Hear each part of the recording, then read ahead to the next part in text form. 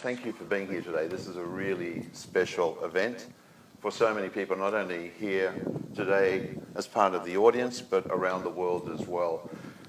It gives me my great pleasure to introduce my mate, scientist Dr. Robert Duncan. Would you please make him welcome?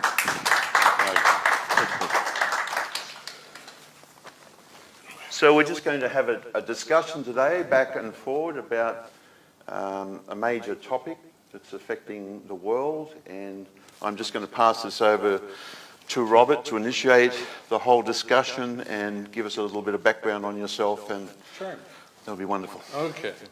I'm not sure how much background you want, but I consider myself one of the last Renaissance scientists, last Renaissance man in the world. I've studied everything from Beethoven to Shakespeare. I went to a private school in Connecticut,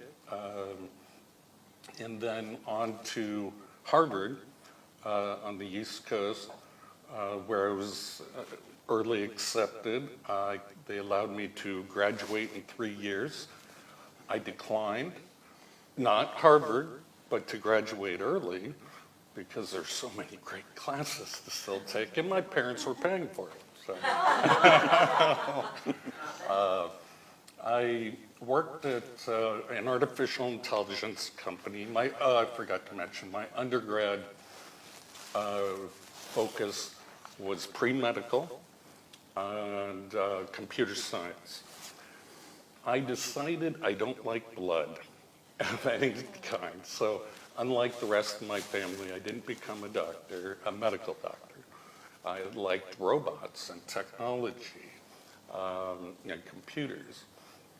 So after that, I worked for an artificial intelligence company that did image recognition of all types. And I went back to school for a master's in biomechanical engineering, robotic engineering, like artificial hearts and those types of engineering majors. And then I went to school again, a different Ivy League, and got a business degree, a master's of business administration, and then did a stint in some other work, went back for more schooling, get a PhD in artificial intelligence, but a very specific field, which is genetic algorithm optimization of artificial neural networks. So what that means is we were creating alien synthetic minds, emerging minds. And when I say alien, it's not from another planet. We're just creating cybernetic minds. And there's a Dr. Wiener, and I think it was about 100 years ago when the CIA was created, that coined the term cybernetics, which means there is no distinction between a synthetic symbolic representation of intelligence or a biological one. In fact, they meet. You can have brain chips if you want, and it will all give rise to consciousness. And I just found that field fascinating. I did do a stint for doing management consulting for a Fortune 50 firm, and got to travel worldwide quite a bit.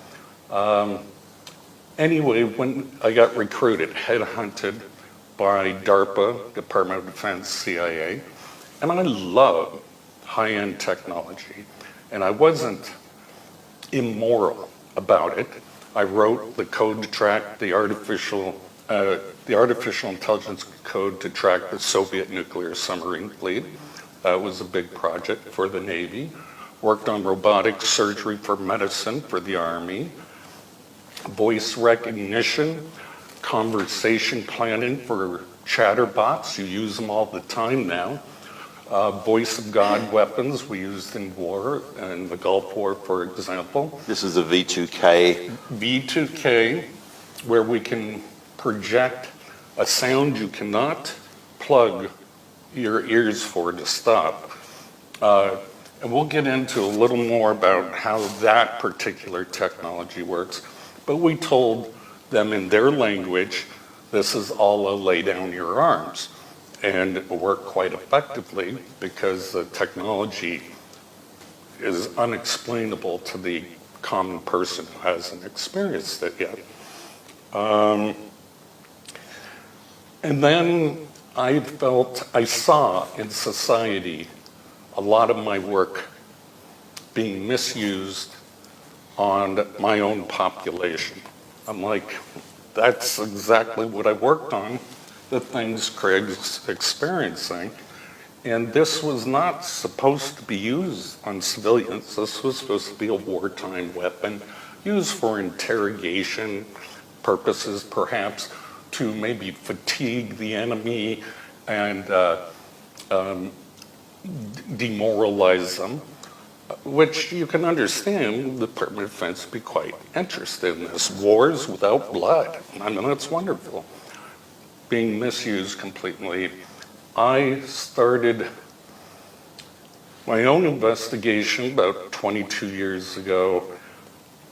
I became a human rights activist against torture, all forms of torture, but mainly this kind of torture that Craig will talk about, what's happened to him and people all around the world. This wasn't the way it was supposed to be, and so my agenda since then has been to enlighten people, to educate them. I've gone to the Senate Intelligence Committee, met with 23 senators in the United States, federal, with the head of the LA FBI, and to our dismay, our words fell on deaf ears of what was happening.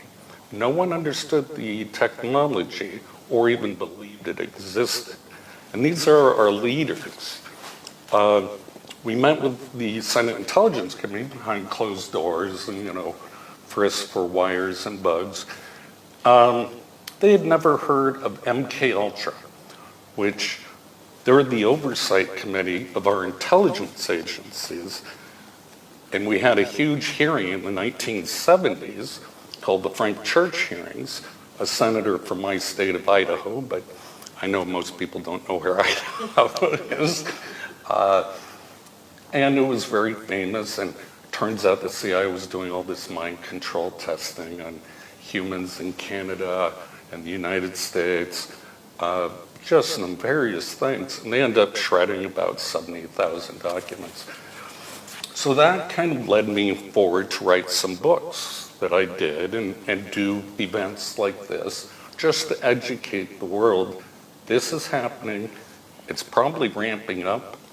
If you know someone, educate them, because the shock and awe of becoming a target, not knowing how it all works and what to expect, is horrifying. And I kind of promised Craig I wouldn't get into how evil it is. It is condensed evil. So that, anyway, that's my introduction. Thanks, Robert. Thanks, Robert. So we've talked about a variety of things since Robert arrived on Wednesday. He looked really great when he came through customs and immigration. He stood there by himself, and we hadn't met before, but we've been on numerous conferences and radios and panels talking about this issue, because I'm one of the targeted individuals from this. I lived in the United States for 28 years. So when do you think this mind control started? Because there are discussions about post-World War II, what happened with the paperclip, was it Project Paperclip? So after World War II, the Russians, the winners of the World War II, and the United States, along with Britain and others, decided to divide all the German scientists and forgive them of their war crimes. And what we hear about are the ones that end up